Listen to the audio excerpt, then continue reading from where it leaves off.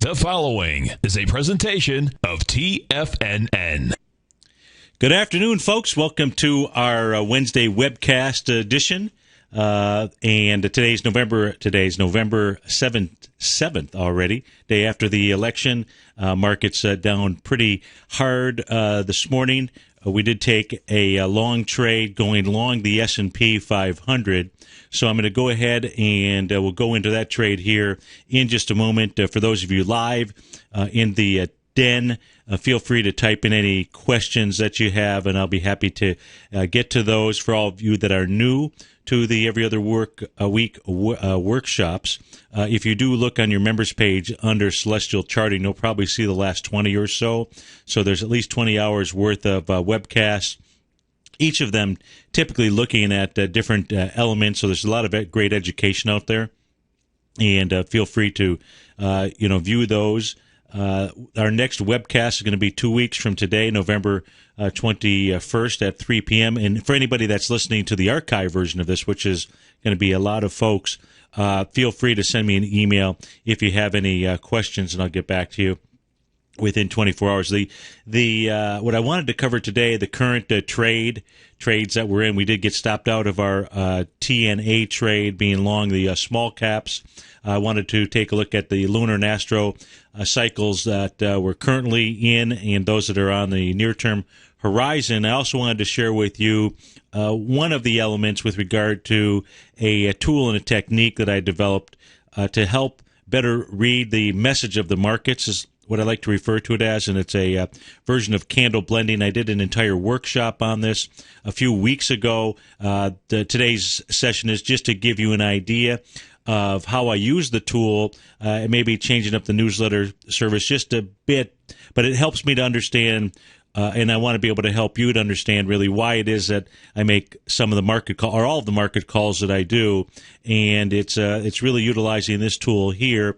And if you're interested in that workshop, if you click on my name on the front page of TFNN.com, there is a sign-up page for that you can still access that, or even the buying and the selling of the D point if you're interested in that workshop as well. So we're going to take a little look at that, and then always a question and answer period. So what I'm going to first do here is, before we get into the lunar aspects that are on the horizon, I want to go straight to the charts here and take a look at what is going on in the market. So I did issue a trade alert earlier this afternoon, right at 12:30. And so what I'm going to do is we're going to take a look at the ES Mini. Then I'll go through, how is it that I came up with the trade that I did. So I'll just walk you through the process. But since this is a chart that actually first popped up on the screen, which is the ES Mini, the S&P futures contract, you can see that the number one, ES Mini came crushing through that apogee point here this morning and didn't stop until 12 o'clock. So I'm going to go ahead and expand this out here. And 12 o'clock was the very first candle, the very first time on a 30-minute chart that any bulls showed up. I'm going to switch this down actually to a 10-minute chart here. So when I'm looking at the markets, I'll usually have on, and I've shown this to you before, I believe, I'll usually have on a 10, 20, 30, 40-minute chart on the screen. And so in the lower left is the 10-minute chart. So on the 10-minute chart, that really gave me the first signal that there might be a reversal in the marketplace, and it was this candle down here, this little hammer candle. And then 10 minutes later, I get a nice confirmation with a higher close. All of that coming at the same time that the market was really in what we'll call extreme oversold territory. This is the RSI indicator. I have shown you how to use this in other workshops. I think it is not the prior one, but possibly 2 to 3 workshops ago. So if you're new or you want to review that information, now typically I use that from a divergence standpoint, but there is a entire workshop or half of a workshop on utilizing the RSI as a tool from a divergence standpoint. But you can see once you get down into, once you start hitting 30, you're into an oversold territory. Once you're up at the 70 level, you're up at a overbought territory. You want to make sure that you're using the proper smoothing average. There's a number of different folks that use different smoothing averages. I use a 14 period. And it's just really the last 14 bars. So it doesn't matter whether we're on a daily, weekly, monthly chart. It's always looking at the last 14 bars. But you can see if we go back here, any time that the market, and this again is a 10-minute chart, has gotten down into this extreme area, and that's what was occurring this morning, there's at least been some type of bounce. If you just take a look at the last a couple of times that the market got down into these areas. And if I go back further, I can continue to go back further, and usually there's some type of bounce. So that was the 10-minute chart that first gave me the signal. Then I immediately, was paying attention to the 30-minute bar out here, and we had this little bullish engulfing candle or bull sash candle that occurred on the 30-minute chart, and it was at 12:30 when I went ahead and gave you the go-ahead to go ahead and buy the go along the S&P 500, and what we were using there was the SPXL, which was the direction share 3 times S&P bull. And so at 12:30, I first sent out the Twitter alert, and then shortly thereafter followed that up with the email update. And it was a confirmation by having a higher close here that allowed me to go ahead and send that signal out to you. So that was one of the reasons. Now, what also was going on, because there was no A to B equals CD pattern, I was just simply dealing with a marketplace where it was getting to an extreme oversold condition and would need to work its way off, either by bouncing up or traveling sideways. This is not the normal divergent pattern like we saw down here at these lows, and that's really what's described in that workshop that I did several weeks ago for you. But instead, what I was looking at is any other patterns that were out there as that hammer candle was formed. And what there was an expansion of swing points. So on the 30-minute chart, I just simply went from the swing point low that was out here, which was at 6:30 in the evening on November the 4th, and that was at the 1402.50 level, all the way up to the swing point high that came in at 3 o'clock in the morning this morning, as the market was making 100% move of a move. And you can see that the 1.618 expansion of that was 1384.50, and the market actually got down to 1384. And so when the bullish candles arrived at an area where the market certainly was stretched from a Fibonacci expansion standpoint, also stretched from a relative strength standpoint, that was when I went ahead and issued the buy alert for the S&P 500.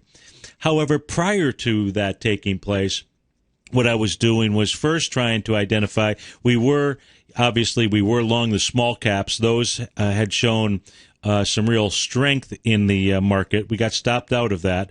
But I still, as I do with everything, if we're going to go long something, I want to try to identify strength.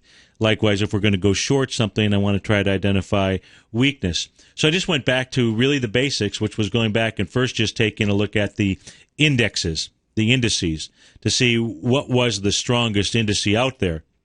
Now, the strongest index out there is the New York Stock Exchange. So that was the very first thing where I said, okay, as I was watching what was going on in the marketplace, that was actually promising from the standpoint that with the U.S. dollar index being down just a few pennies, maybe it was around 19 cents or so at the time. Right now it's down 15 cents. There wasn't much of a move, or was up, was up 19 cents. Now it's up 15 cents. There was a divergence there with regard to the way that the market was behaving to the U.S. dollar index. And when I went to, and I'm going to go through, I'll pull up the Dow, the S&P, the NASDAQ, the Composite, the Russell 2000, what you'll see is that the real breadth of the marketplace, which is the New York Stock Exchange, is actually the strongest index out there. And so that was encouraging from the standpoint of going ahead and trying to identify a bullish pattern out here. Now, we know that the New York Stock Exchange has been traveling in this little sideways consolidation area, but it was really also taking on this gap here, this swing point or not, it's not a swing point, but this gap on September 6th. So at this stage right now, what I would look forward to today, because that's really the consolidation range, if we come down to the bottom of this, would really be a close above the high from September 6th out there. That level would be 81.6056. If it closed inside there, it wouldn't have me close out the transaction that we're in, but it would be very promising to have it close above 81.6056. Now, if you just simply take a look at the trend lines coming back here to the October 4th level, and you'll see that as I show you each of the indexes out there, you'll see the New York Stock Exchange not even close to its trend line. That means if it does fail here, or when it does fail, which I believe that it will, but I'm thinking still that it will. The trigger is going to be next week. It's not going to be today. What we're seeing today is maybe just an overreaction to the election. But look, we're only in with one position with 1% risk at the moment, so it's not as if we're taking a major long position in the marketplace. But I do want to show you the New York Stock Exchange is the strongest, both from the trend line standpoint, and if we just simply take a look at the retracement off of the June 4th level, that the New York Stock Exchange has not even made it to the 0.382 retracement. Now, there's no ETF to play the New York Stock Exchange, so but that was the first place that I started to take a look at, okay, what's going on in these markets. Then I just simply started going through them one by one, ticking them off one by one. So we'll go ahead and take a look at the S&P. So on the S&P 500, when I drew really the same exact patterns, which is the trend line coming off of October the 4th, which then hit the low coming off of June the 4th out there. What I did then see was the S&P 500 moving right down into the trend line. And I've been showing that trend line, showing that the S&P, and might be showing that trend line on the ES Mini. I can't recall where I've shown that trend line to you before, but it did have room. So what has happened today, if I was going to teach somebody to just simply buy off of trend lines, you'd wait for it to hit. Well, that's in essence what was occurring inside the S&P 500. And so what we're looking for today, all I'm looking for today is a close above the trend line, which is where it's at the moment. Still, though, 50 minutes left in trading here. Then took a look again at the June 4th low, all the way up to the high that was put in on September 14th, and took a look at the retracement. And what we also see here is that the S&P 500 has done a 0.382 retracement while hitting that trend line. Now, obviously, it is easy for us to play the S&P 500 on the daily chart. It is nowhere near oversold, so it does have more room to the downside. So any close below that trend line with conviction would suggest, since this is right now the strongest out here, if the strong starts acting weak, that's a bad situation. But we have to take into consideration the New York Stock Exchange as well. Then I went to the other indexes. So next up, let's take a look at the Dow. And I knew that the Dow and the S&P have been, over the last couple of days, the two strongest indexes. So using the same technique, coming off of the low from October 4th to the June 4th area, you can see that today the Dow broke through that area where the S&P was just getting down into that area. The Dow just, a little bit below the 0.382 retracement level. And so therefore I said, okay, the S&P stronger than the Dow, and that made the decision pretty easy. If we do take a look at the rest of if we take a look at the NASDAQ composite, this has been traveling in this new downtrend channel. If we come off of the same trend lines, it broke through that, gap through that this morning. And, still has some room to run down to this 0.618 level. So this was not the place that I wanted to be. If we take a look at the NASDAQ the Qs, the NDX 100, really looking like the composite out here. This was not the place to be. Now, the promising element was that the NDX 100 did make it to the 0.618 level. So once you get to a 0.618 retracement off of a major set of swing points, that's what it's done here. That is an area where you can potentially expect a change in trend in the marketplace, at least a bounce. In this case here, my expectation would be that the bounce would take us, I didn't mean to do that, would take us back to the trend line. Let me draw that back in here, sorry. So would take us back up into the trend line would be the likely target if, in fact, the markets are going to bounce. Then lastly, let me go ahead and put the small caps, the Russell 2000, up here. Where did that go?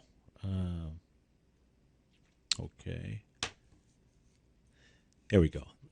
Well, that's the weekly chart.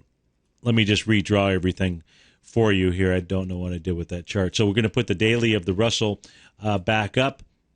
Let me get rid of this set of lines here. Get rid of this. And so on the Russell 2000, using the same set of tools coming off of, this is June 4th. Give me a moment.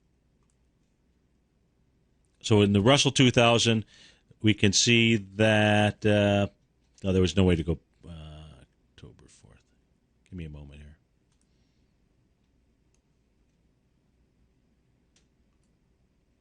Let me change the color of that line.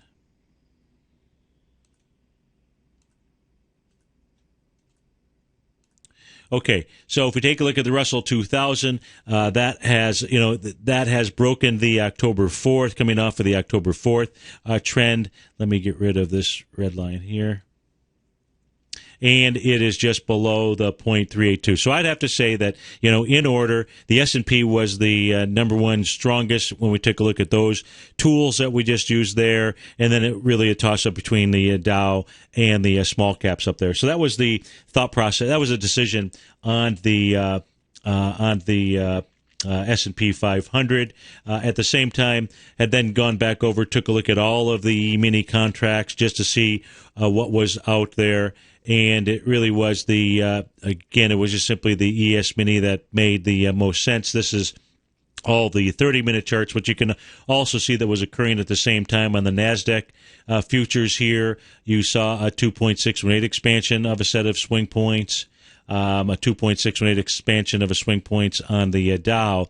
So we're in a pretty good spot where the market should bounce from here. We'll just assess everything one day at a time. Now, what I also did was I used a 1.272 stop multiplication factor instead of the 1.618, primarily because the market had expanded so much. And if while we're on the air here today, by 4 o'clock, if we get a close below the low that was put in at 12 noon, so if the ES Mini were to close below, it's in the upper right-hand corner, close below 1384, then at that stage, I would say that the market would move lower, and we would just go ahead and take a small loss and close out our trade. So those are the parameters that were used, still leaving a wide stop in there. And so that if you have any questions, feel free to go ahead and type that in. In the meantime, let me switch back.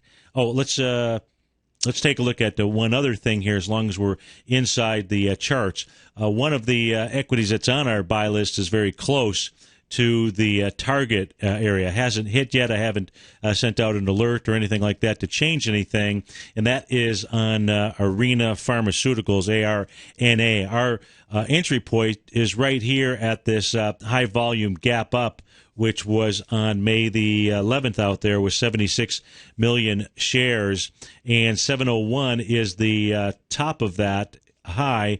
So far today in trading, it's gotten down to a low of 709. Now, we don't have a bullish candle out here. What you can see is the equity is, and this is the daily chart, is down at the sold line here at the 30 level.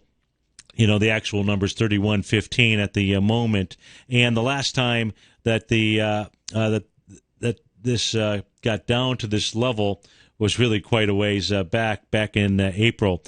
So anytime it's been near here, which we saw this coming back into the August time frame, it's been a pretty decent area to go ahead and take a position. So that being said, I haven't adjusted anything. I'll leave 701 in there.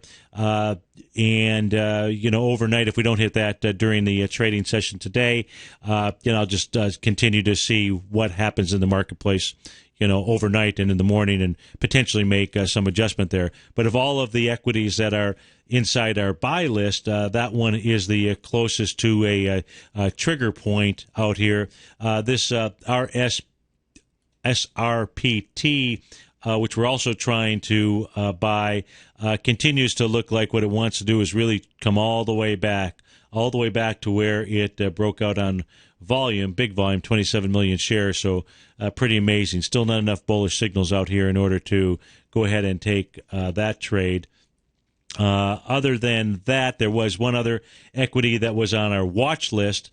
It actually had hit a potential buy point. That was on Smith & Wesson, and this one here had hit the this area where it had gapped up. It had gapped up with 14 million shares, and it came down with 3.2, which was also going into 4.5 million shares. And it looks like maybe I was a little too cautious there because it did gap up nicely. Now, if this finishes today with a doji candle, which would mean that it would finish somewhere right around 10.25, what that would be an indication of, that's not necessarily, even though it gapped up, would not necessarily be a bullish sign. Tomorrow would be the confirmation of it. So it's very close to that level right now. Right now it would be okay, believe it or not, but if it closes at right at about 10.25 to 10.28 or 10.29, it'll create a doji candle out there, which is not the most bullish.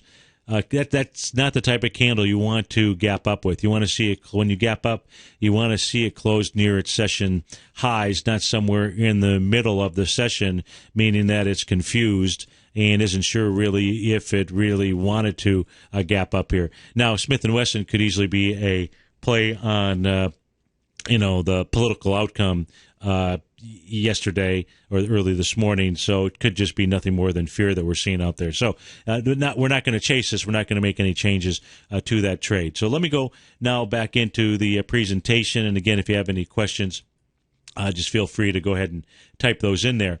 So as we take a look at the next cycles on our agenda here, it's the one that is coming up next Tuesday. So next Tuesday, my expectation is that the markets will find some way to move higher into next Tuesday, Wednesday, or Thursday. And so let me show you the reasons why. From a celestial standpoint, the reasons why. Number one, you've got a new moon solar eclipse that takes place on Tuesday. The time on the right-hand side is ephemeris time. So, when it comes to new moons and full moons, we don't time these as we do with apogee and perigee. Just simply, we know that it's a 5-hour time zone difference, so it actually will come in at 17, which would be, 5 p.m., so 5:09 p.m. On the very next day, on the 14th, is when we have the perigee lunar cycle. That actually is going to occur at 5:20 a.m. So within 12 hours or so, we're going to have 2 lunar cycles. To me, it's as if they're within 24 hours. To me, they're coming together on the same day, even if it's at different times on the ephemeris. So perigee, apogee both have significant impact on the charts for whatever reason. So now you've got a double lunar cycle that is taking place, and then on the 15th, what we have is a 4 planetary index date. So back to back to back, we have things happening in the sky that typically identify a change in trend in the marketplace. Question: is it possible that the market could trade down into this area? And the answer is absolutely it could. And if that were to occur, then we would have to consider going along the market at that stage. It is part of that commitment of traders information. Usually I'll spend time over the weekends working on that, and included some of those charts in the Monday newsletter, because the data is released every Friday afternoon at 2:30. And the commitment of traders data with regard to euro dollars suggests that there's still a lot of liquidity that's being let loose in the marketplace. and that happens to be coinciding with next week during the middle of the week. So that's so it's all of these factors here that enter into my equation. Now there's others that we'll take a look at as well, but that is what's entering into the equation. So next week, and I can't identify right now, we'll just have to, if the market does move up, we'll be paying attention to other patterns that are out there, whether it's retracements, tests of swing points. We'll use other things to identify where to take a short position in the marketplace. In the month of November, there is quite a bit of astro activity with 4P index dates. So should be a pretty volatile time period. And I believe it was the last workshop where I thought that there were no additional P index dates during the 2012 year. But inside my newsletter, and I don't have that information up here right now. Let me see if I can actually pull up a copy of the newsletter. I know I can do that. So inside the newsletter, I have the chart down towards the back. I'm going to put it up here on the screen in just a moment. So in the back of the newsletter, I have this little table. Come on. Okay. Which you see each day. Let me blow this up. And so it's this table up here on the top. And when I was taking a look at just simply when I was taking a look at P index dates, planetary index dates, I was only looking at the this column right here. And as I pulled together all of the November information, realized that in fact using the new schedule, and I'm not going to go into that during this workshop. Most of you are familiar with that. But I have taken 300 years worth of data, broken those apart, and the ephemeris time with all of the new aspects, a 4 planetary index date occurs little over 1% of the time. We have 3 of those this month, and then we have a 16 P index date, which is on November 23rd. So there's going to be quite a bit of there should be quite a bit of activity out there. Monday's holiday. I'm not sure. Is this Monday a holiday? Maybe you could expand on that, Wills. I'd appreciate it. So we've got these P index dates. Then after that, we've got the busy month because you've got a lunar eclipse, full moon cycle coming in towards the end of the month. I would expect that we'll see. Thank you. I'd expect that we will see a turn in the marketplace on November the 28th. I don't know if Veterans Day is a holiday for the market. Do you know that for sure? It might be a banking holiday. I'm not sure if it is a stock market holiday out there. Then we've got Apogee also coming on the 28th. So take a look here. You've got a back-to-back. Thank you. So we have a back-to-back. Appreciate that. I didn't know I had an extra day off. So on November the 28th, we have both the lunar eclipse, full moon, as well as the moon at apogee, all taking place right there on the exact same day. So this is either going to be a high or low in the marketplace. My suspicion is that we're going to see that become a low here. That's the day before, I believe that's the day before Thanksgiving, if I'm not mistaken, the 28th out there. Okay, stock market is open. Darn, I didn't think it was closed, but I would certainly take a holiday. And then again on the 29th. So if you just take a look at this, here the 28th, you've got a full moon, lunar eclipse. You've got the moon at apogee, and the following day you've got a 4 planetary index date. So I expect that the market's not going to go straight down or up. And certainly from a lunar standpoint, it has reasons to do that, and we'll try to play both trades. Now, I am doing everything I can not to try to day trade with you and try to stay in some of these trades a little bit longer. And the example is on Jobs Friday. Inside the newsletter I had been writing for a couple of days, and certainly the day of, where our expectation was that the market would, move down. And so for those of you that are intraday traders, the information I'm putting in there, I think allows you to to go ahead and trade intraday, but I'm really not trying to create an intraday newsletter for all of you folks out there. That's a lot to do, but I do try to provide you with the information so that you can make your decisions. If we take a look at the full moon, new moon, this is a chart that shows up in the workshop as well. Thus far, we've had a 4-day cycle from low to high. I've used 1029 was on a weekend. I used, I believe, the 26th. And if we counted that candle, 26th, 1, 2, 3, 4. The high so far that's been put in has been a 4-day cycle out there. So for those of you that do want to play some type of short-term trade, and you can go back even further, it looks as if right now we're in a pattern where the least number of days between low and high is 4 days. If you take a look at this chart here, some last longer, 7, 5, and so forth. But if you were looking just to try to scalp some dollars out there, and maybe no one's really ever taken a look at this chart this way, go back, and that's why I include this information out here for you. A very simple trading plan right here, while these cycles seem to be working, would be to go long or short a market, depending on whether the market's moving up or down into that cycle, and just simply stay through the fourth day out there.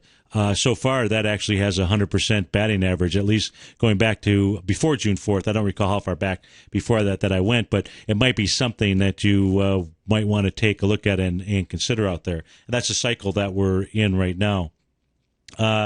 We took a look at this chart here earlier as we were looking at what was going on with the markets, so I won't go into this right here, and we've covered that a number of times. Again, this chart here, just simple, which I believe might be in the newsletter, I'm not sure. You get the remaining lunar combo dates, so you probably have written those down.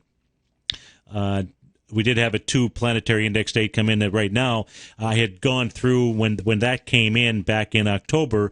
I had run a report. I'd run daily reports, and then weekly reports were the ones that we looked at during our workshop. And there wasn't a preponderance of evidence to indicate that because there was a 2 planetary index date that it marked a longer term high or low in the marketplace. There were times where it did work.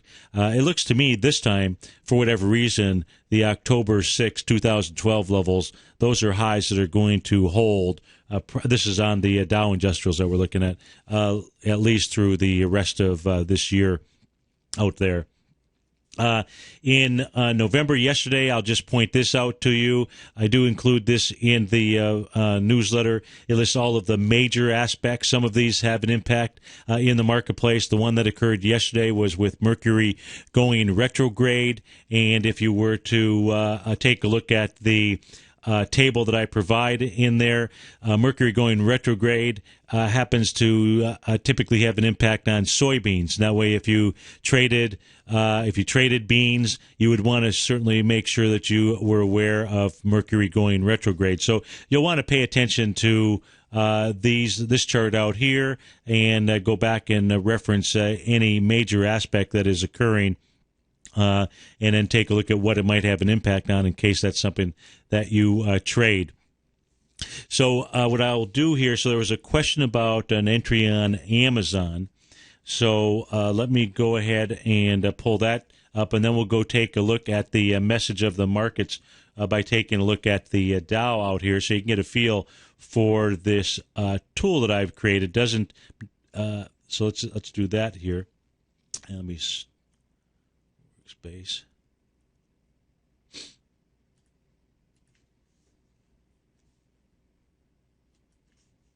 AMZN. Okay, so if we take a look at Amazon, so let me see who typed that in. Bill.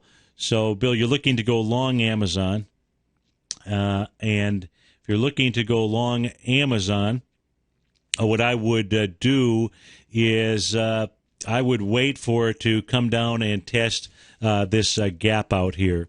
So the gap is from July 26th, and the top of it is 221.45. Now you had a nice bullish candle as it got close to that area right here. The thing that you have to be careful with on Amazon, let me just check out this price. So on the 22nd, the high is 232, 238.95. Low here, 238.94. Okay, so your target on Amazon is going to be this October 18th candle, and what you would do is you'd have to do the proper reward to risk on that trade to determine whether you would go ahead and take that. The other thing you might want to do is when you take a look at Amazon bouncing here, one of the things that was a little bit suspect of this candle, which was bullish on October 26th, was, to me, this was nothing more than a short covering rally. Now, the reason I say that is because if you go take a look at Amazon stock, the actual stock chart, and you put the relative strength indicator up there, look at how oversold Amazon had gotten as it was moving down here. So it had gotten towards the extreme levels, and then has a one-day bounce. As this gapped up here, anybody that was continuing to pile on and trap inside this area here said, uh-oh, I might have gotten in the wrong side of this move here, maybe if they even recognized that there was this little window here. And so to me, this looked more like a short covering rally. And then the following day's session, to me, was more of an indication that it was more of a short covering rally than any kind of sign of strength out there.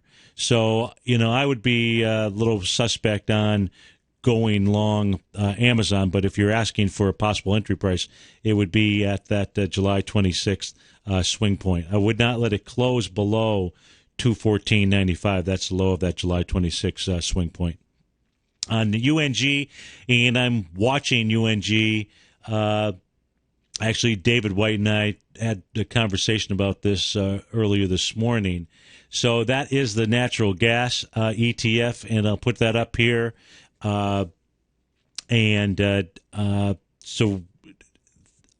if we take a look at UNG, one of the things, for those of you that have been subscribers for a while, we were in UNG.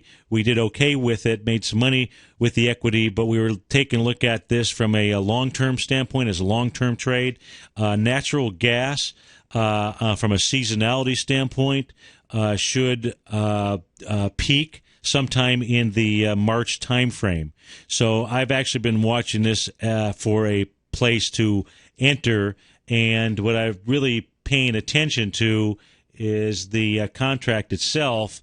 And, it looks to me like natural gas still may have a little bit lower room to go. It's below the 0.382 area. So I'm targeting this 340 level, and what that really relates to on the UNG out there is like 1989, at least right around this 1990 level. And the reason I've chose this 1990 level is because what is occurring at that same spot, you can see, number one, that it's a 0.382 retracement off of the lows out here.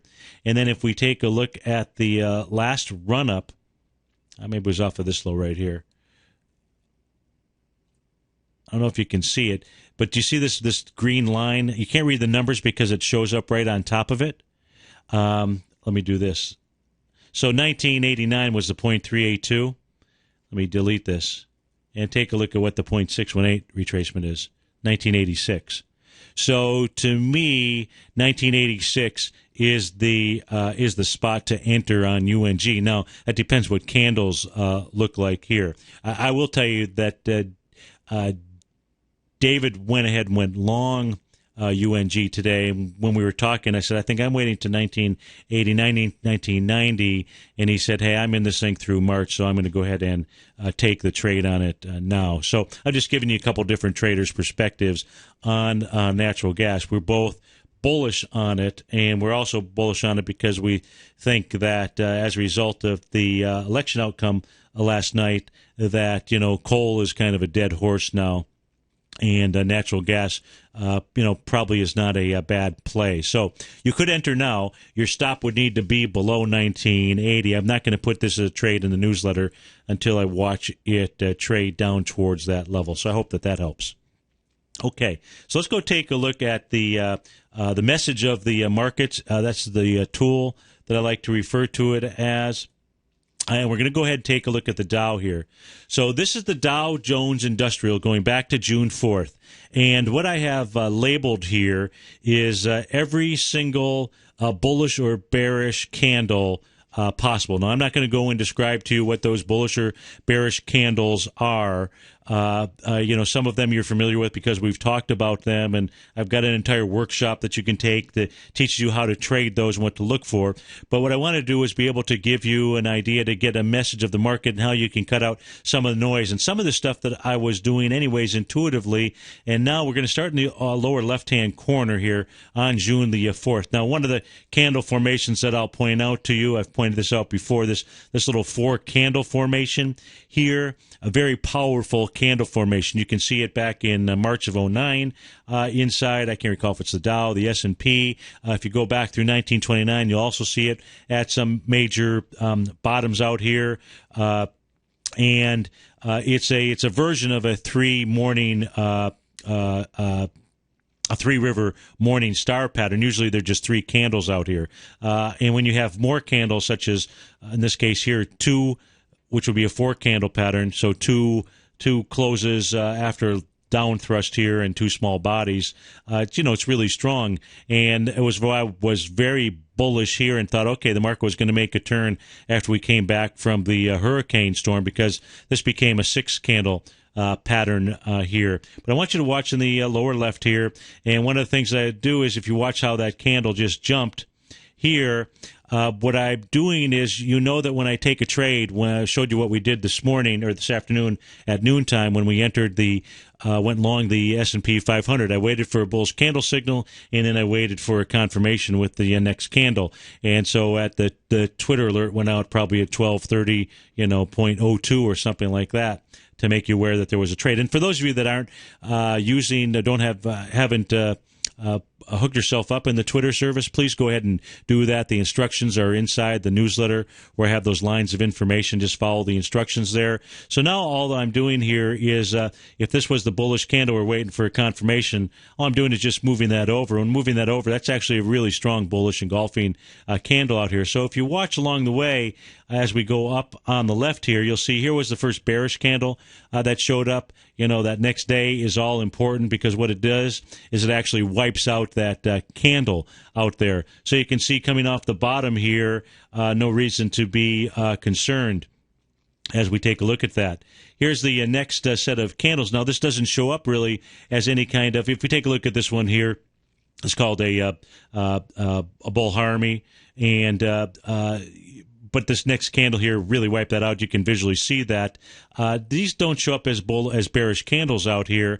However, if you blend them together, and here I'm just really going to cross all the way over, because that really becomes a bearish engulfing candle out here. So again, I'm going to continue moving on. You can see that if I come back here, you see this does not show up as a bullish candle, but as I pull it across here, so the strength of the market as I'm blending these candles together here, coming back from the beginning, it's all very, very bullish. Anytime the bears have shown up, the bulls stepped in, which was important to know, even if as I come all the way back here, as the market was meandering its way up and down and up and down, was this bullish or bearish? Yeah, you could take a look at lower or higher lows out here, but the candles really are what provide you with so much information. So I'll continue going on. If we come right over here in this area here, no bearish candle formation, but this gives you a real reason to pause. Now, I teach you in the workshop is how to identify where the projected area is that some move like this would move down to. Again, if we take a look at the market here, where you've got the market potentially turning, you had these bearish candles out here. Clearly, that could be seen. The bears were in control in the marketplace. This is not a single bullish candle at all. Again, I have everything marked out there. However, that would have been a bullish engulfing, which is important to know, taking a look at the trend line. If we take a look at it also, because this now I went ahead and combined these entire 3 days, and this is different than taking a look at a daily and a weekly chart and doing that, because I'm not looking at Monday through Friday. I'm just simply looking at candles as they're joined here and not paying attention to whether trying to keep within a week. If I look at a weekly chart, I'm only looking at Monday through Friday because that's the way that the charting system works out here. So this here, no indication that this is a bullish or bearish candle out here. However, you combine everything, you would start to get concerned. Of course, this next trading session, said, no, you don't have to worry about that. Now we'll come all the way back up here into, so we had really nothing but bulls for the most part by reading the markets, by being able to blend candles together to help you to understand. This is especially good from a intermediate term trading system or longer term trading system. Now the market has made its highs up here. Let's come over into the end of October time frame, late October time frame. Or the early part of October. So we see this little candle. You can see everything is labeled. No bearish candles really labeled out here, of course. When we go ahead and pull this over here, the same would have been over here. Now it starts to give you some reason to pause. This never got above. This now became a bearish engulfing candle. The market never took out this resistance area. So resistance on the Dow Jones, this is a strong resistance. I show this in the newsletter each day. So that line going across there is really a strong resistance area, and it gets stronger as you just simply blend the candles together, because individually they would not really show up as any type of bearish candle. However, if you blend them together, they have more meaning. And that's really about really trying to understand what the markets are trying to describe to us. Then you can take a look at simply pulling this candle over here. You've got a very strong move to the downside. Of course, I'm looking to play a bounce. I do believe for some reason that the market will move up into next week, but we'll see how that plays out. Yesterday here, you did have a Three River Morning Star candle, much like we started back here.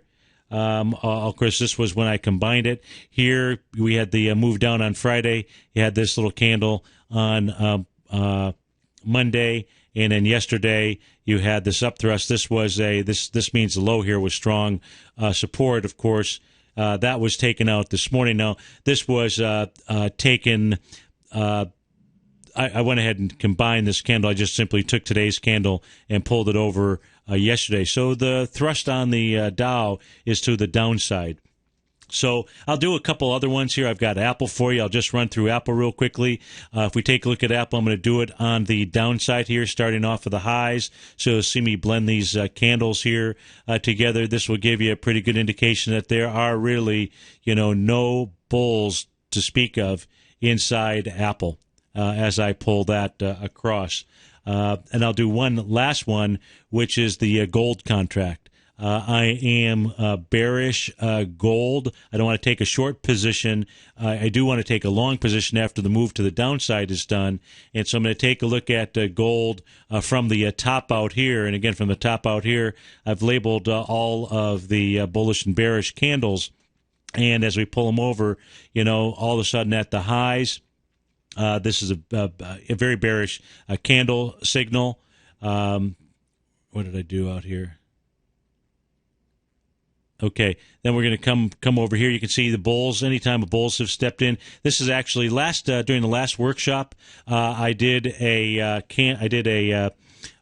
looked at the rising 3 and falling 3 continuation patterns. This actually right here is a falling 3 continuation pattern here to the downside. If you combine these two candles together, you've got a long thrusting downward candle. Then you have 3 candles that's traded with inside this one, and as soon as you got below the close of this candle, that was a continuation move. So I would recommend that you go back and take a look at not last week's, but the previous one 2 weeks ago workshop, where we spent quite a bit of time taking a look at the continuation patterns out there. And then if we take a look at the candle from a couple trading sessions ago, from my standpoint, and right here, this becomes a bearish engulfing candle. Gold has to take this area out, then it's got to come all the way back here. So right now, the way that I read gold by using this tool here to blend the market, gold has much further to go to the downside, where we will look to be buyers of gold. And there are a number of gold stocks that I'm following, taking a look at. They don't show up in the newsletter. There's probably about another 50 stocks that are on my watch list that aren't included inside the newsletter.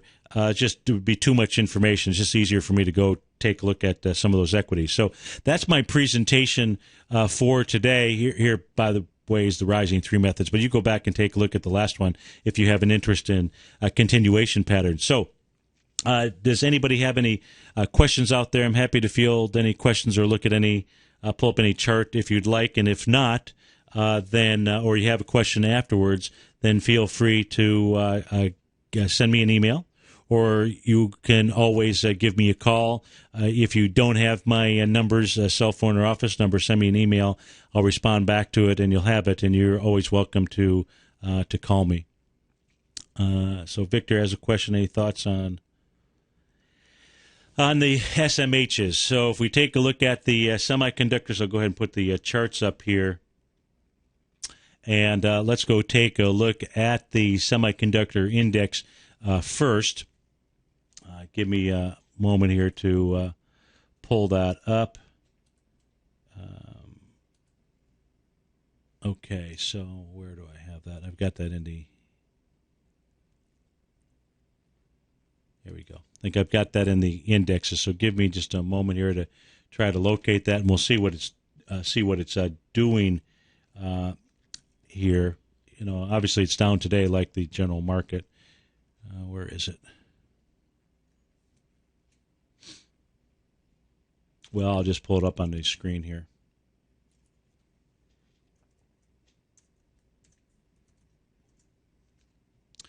Okay, so this morning this thing gaps down, creates a bear separation candle. That's a pretty bearish sign out there. Let me just erase the stuff here that's on the screen.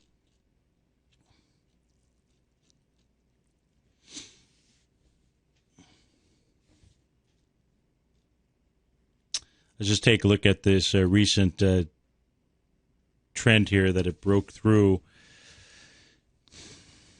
Let's look at Intel and a couple others out here, INTC. So what I would first have to do, Victor, is I'd have to go over into the stocks, which I don't have enough time to do right now, to take a look at the weighting structure inside there. But I believe Intel might be the heaviest weighted equity inside. So that's breaking a swing point here, the low. 55 million shares, so you're through today with 63 million shares. I'd have to come back and take a look at probably how Intel reacts as it gets into that October 4th level. So it's trading inside there right now. So I'd have to take a look at that. I think I just don't recall off the top of my head what the top 10 weightings are in there. AMAT is another one, I think. But that's what I would do. So the way that I would take a look at that, Victor, is I'd go to the you could probably do it just simply through Yahoo Finance, and you can identify or go look up the SMHs. You can find the weighting structure, and what I would do is I would take a look at the top 10 stocks to see how those are trading inside there.